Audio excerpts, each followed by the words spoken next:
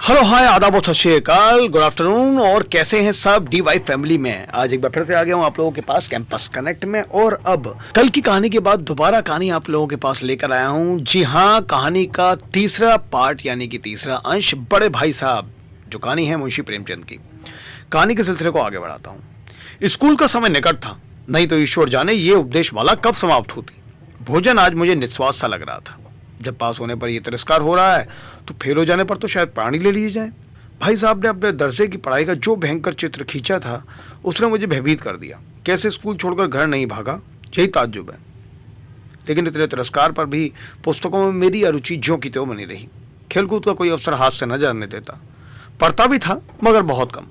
बस इतना कि रोज का टास्क पूरा हो जाए और दर्जे में जलील ना होना पड़े। अपने ऊपर जो विश्वास पैदा हुआ था वो फिर लुप्त हो गया और फिर चोरों का सा जीवन कटने लगा। फिर सालाना इम्तिहान हुआ और कुछ ऐसा संयोग हुआ कि मैं फिर पास हुआ और भाई साहब फिर फेल हो गए। मैंने बहुत मेहनत तो ना की, पर न जाने कैसे दर्जे में अव्वल आ गया। मुझे खुद अचरज हुआ। भाई साहब ने प्राणांतक परिश्रम किया था। कोर्स का एक एक शब्द चाट गए थे। 10 बजे रात तक इधर, 4 बजे बोर्ड से उभर, 6 से 9:30 तक स्कूल जाने से पहले मुद्रा कांतिहीन हो गई थी, मगर बेचारे फेल हो गए। मुझे उन पर दया आती थी। नतीजा सुनाया गया तो वो रो पड़े और मैं भी रोने लगा। अपने पास होने वाली खुशी आधी हो गई। मैं भी फेल हो गया होता तो भाई साहब को इतना दुख ना होता, लेकिन विधि की बात कौन टाले।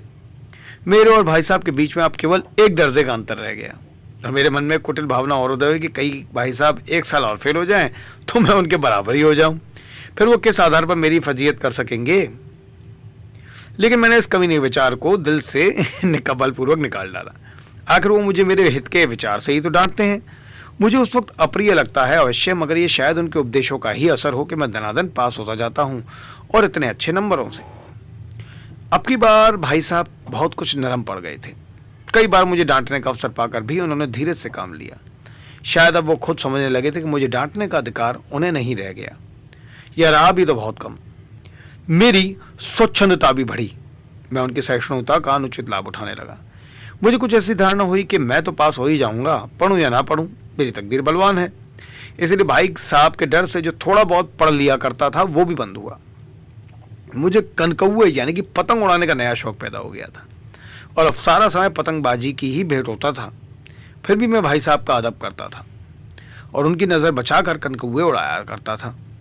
मांझा देना, कन्ने बांधना, पतंग टूर्नामेंट की तैयारियां आदि समस्याएं अब गुप्त रूप से हल की जाती थीं।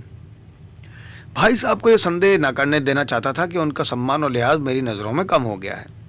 एक दिन संध्या समय हॉस्टल से दूर में एक कनकौए लूटने बेतहाशा दौड़ा जा रहा था। आंखें आसमान की ओर थी और मन उस आकाशगामी पथिक की ओर जो मंद गति से झूमता पतन की ओर चला जा रहा था। मानो कोई आत्मा स्वर्ग से निकलकर विरक्त मन से नए संस्कार ग्रहण करने जा रही हो। बालकों की एक पूरी सेना लगी और झड़दार बांस लिए उनका स्वागत करने को दौड़ी आ रही थी। किसी को अपने आगे पीछे की खबर न थी। सभी मानो उस पतंग के साथ ही आकाश में बस उड़े चले जा रहे थे। जहां सब कुछ समतल है, ना मोटर कार है, ना ट्राम, ना गाड़ियां। सहसा भाई साहब से मेरी मुठभेड़ हो गई, जो शायद बाजार से लौट रहे थे। उन्होंने वही मेरा हाथ पकड़ लिया और उग्र भाव से बोले, इन बाजारी लौंडों के साथ धेले के कनकौए के लिए दौड़ते हुए तुम्हें शर्म नहीं आती? तुम्हें इसका भी कुछ लिहाज नहीं कि अब नीची जमात में नहीं हो, बल्कि 8वीं जमात में आ गए हो, हाँ? और मुझसे केवल 1 दर्जा नीचे हो। आखिर आदमी को कुछ तो अपनी पोजीशन का ख्याल करना चाहिए। एक जमाना था कि लोग 8वां दर्जा पास करके नायब तहसीलदार हो जाते थे। मैं कितने ही मिडिलचियों को जानता हूँ जो आज अव्वल दर्जे के डिप्टी मजिस्ट्रेट या सुपरिटेंडेंट हैं। कितने ही 8वीं जमात वाले हमारे लीडर और समाचार पत्रों के संपादक हैं।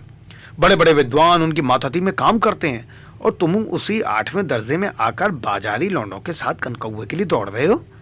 मुझे तुम्हारी इस कमकली पर दुख होता है।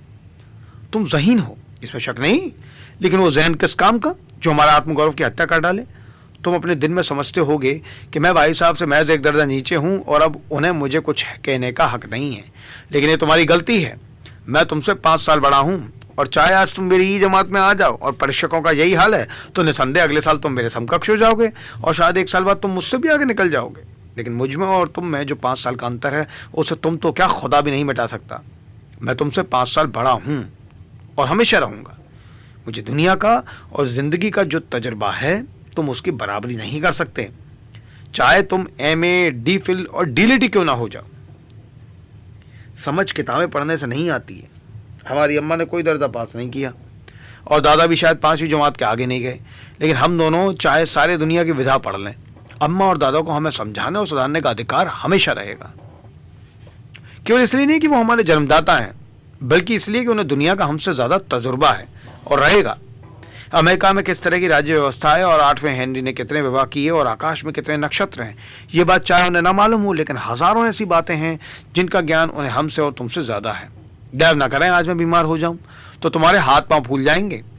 दादा को तार देने के सिवा तुम्हें और कुछ ना सूझेगा, लेकिन तुम्हारी जगह पर दादा हूं तो किसी को तार ना दे, ना घबराएं, ना बदमाश हों। पहले खुद मरज जानकर इलाज करेंगे, उसमें सफल ना हुए तो किसी डॉक्टर को बुलाएंगे। बीमारी तो खैर बड़ी चीज़ है, हम तुम तो इतना भी नहीं जानते कि महीने भर कैसे चले। जो कुछ दादा भेजते हैं उसे हम 20-22 तक खर्च कर डालते हैं और पैसे को मोहताज हो जाते हैं। नाश्ता बंद हो जाता है, धोबी और नाई से मुंह चुराने लगते हैं।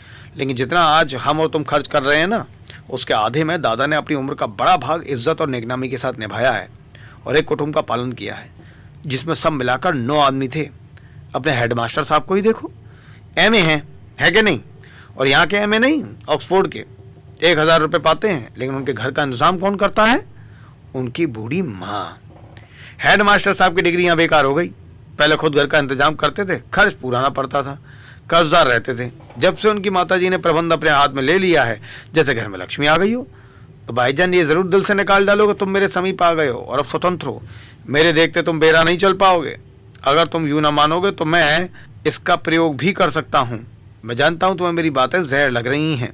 ये था कहानी का आज तीसरा अंश। कल लेकर आऊंगा आप लोगों के पास चौथा अंश। बने रहिए हम लोगों के साथ 90.4 megahertz community radio Gyanvani. Thank you so much.